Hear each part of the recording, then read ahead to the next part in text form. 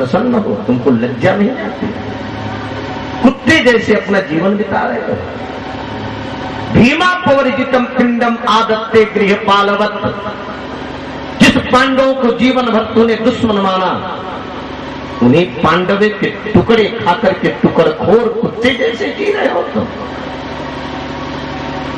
विदुर के वाणी का बड़ा विलक्षण प्रभाव पड़ा है, और संत के वाणी का जब प्रभाव पड़ता है महाराज, जीवन तुरंत परिवर्तित हो जाता है, जीवन का परिवर्तन हुआ है। और धृतराष्ट्र के जीवन का इतना परिवर्तन हुआ है कि उसी समय धृतराष्ट्र ने कहा, ठीक है विदुर, तो मैं चल रहा हूं।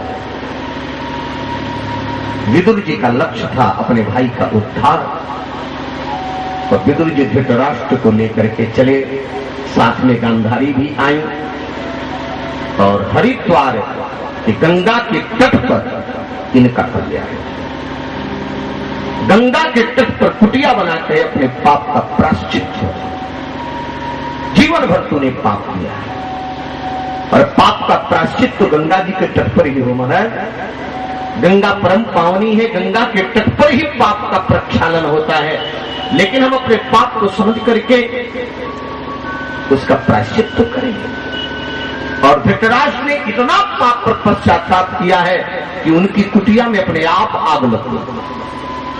तो गांधारी बाहर बैठी थी, उन्होंने देखा कि मेरे पति जल रहे हैं। गांधारी पतिव्रता है, गांधारी भी उसमें प्रवेश करके अपने जीवन का अंत कर दिया। इधर युधिष्ठिर गांडीवधारी अर्जुन को द्वारिका भेजे थे कि ठाकुर जी की इच्छा क्या है, भगवान की विचेष्टा क्या है।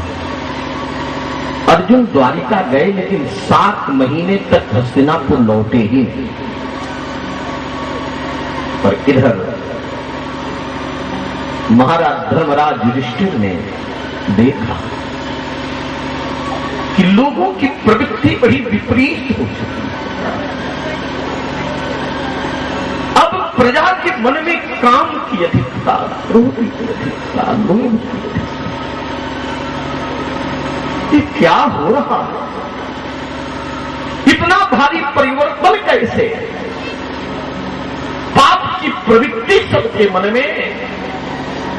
ये दुखी थे। धर्मराज युधिष्ठिर भीम से पूछ रहे थे, भीम पता नहीं 7 महीने से अर्जुन लौट आए।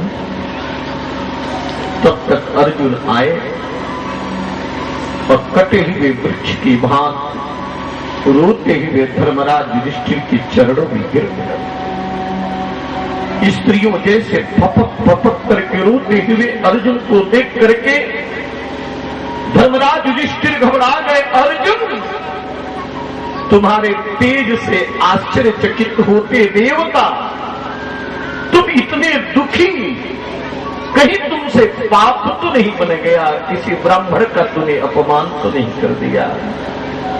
किसी महापुरुष की उपेक्षा तो नहीं कर दी? कहीं अगम्या गम्य तो नहीं हो गया? मैं सबकी व्याख्या नहीं, सब आप क्या तुम्हारा तेज कहां गया? यहां पर अर्जुन बहुत रोए हैं। रोते हुए अर्जुन ने कहा कि